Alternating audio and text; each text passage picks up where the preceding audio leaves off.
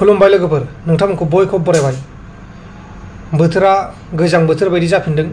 गोबां अखा हागासिनो दङ। अखा हानाया 10 सानसो जाबाय, सप्तासेसो जाबाय। 10 सान बा सप्तासे जाबाय।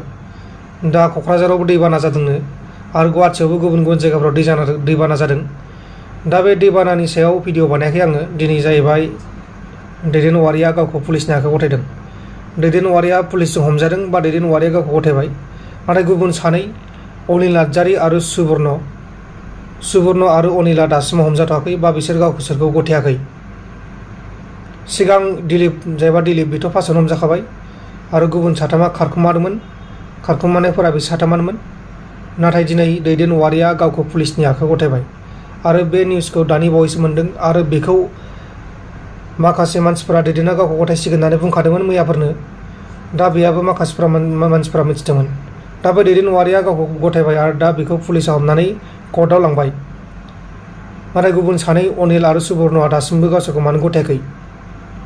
ना बिसोर सानैया दाय दंमारो नामा? अनिल नार्जारी आरो सुबर्न बिथांमोना दाय दंमारो नामा? बेनिखायनो बिथांमोना दासिमबो सारेन्डार जायाखै होननानै मानसिफोरा बुंदों। दा जायबा दैदेन औवारी बे गावखौनो सारेन्डार जादों होनना बुंदों आरो माखासे निउसफोराव बेखौ हमदोंबो होनना बुंदों। नाथाय दैदेन औवारीखौ सारेन्डार जादों होननानैबो मिथिनो मोननाय जादों। दा बेनो लोगोफोर निउसआ। नोंथांमोना मा सानो? दा दैदेन औवारिया पुलिसनि आखायाव गथायबाय। दा बेखौ पुलिसा कर्टआव लांबाय आरो कर्टआ मा साजा होयो बेखौ उनावसो मिथिगोन। आरो केसआ पक्स'नि गेजेरावसो केस होखादों। पक्स'आवथ' नोंथांमोना माबायदि मिथिखायो जानांगौ। सोरबा 20 बोसोरसिमहालागैबो जेल जानांगौ जायो। सोरबा आरो लाइफ टाइमसिमबो जेल जानांगौ जायो आरो सोरबा खम समनि गेजेरावबो खारग'यो। दा बे केस होग्राजों आरो केस होजाग्राजोंसो मेटार। दा बेहाय नों आंहा बेखौ जेबो रुजुनो हाया। नों आंहा बे बारथेनानै जेबो मुलाम्फा गैया। दा बेनिखायनो बुंदों जायफोरा बेबायदि खामानियाव लोब्बा दङ बेबायदिखौ गार।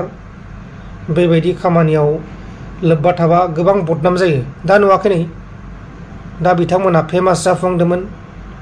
दा बेहायनो स्रा बेबो आरो सर्ट मुभिनि फुल फिल्माव दंमोन माखासेफोराव।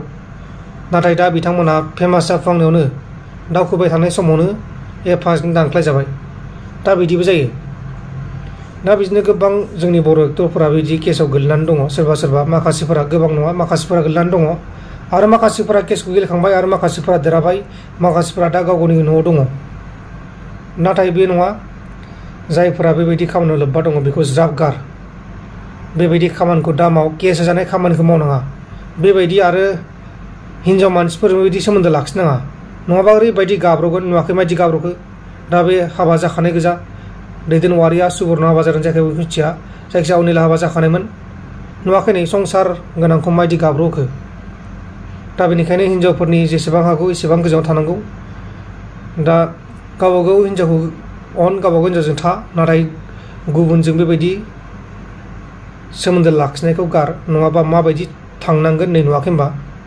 आथिखालाव आरो गोबां माबा दङ, खायदा बोराय दङ। माबायदिबा जों फासायनो हायो, माबायदिबा मायो, गोबां खायदा बोराय दङ। दा नोंथांमोना मिथिबाय जानांगौ।